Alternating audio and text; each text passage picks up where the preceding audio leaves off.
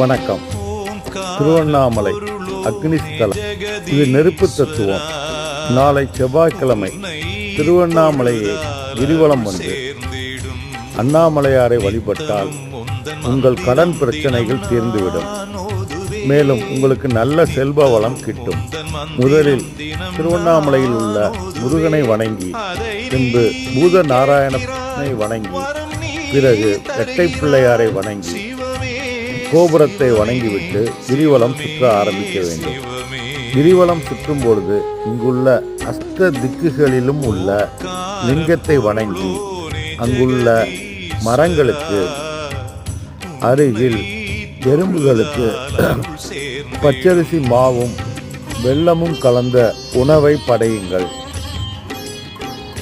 உங்கள் வாழ்வில் நல்ல மாற்றங்களை விரைவில் காண்பீர்கள். நன்றி, வணக்கம்.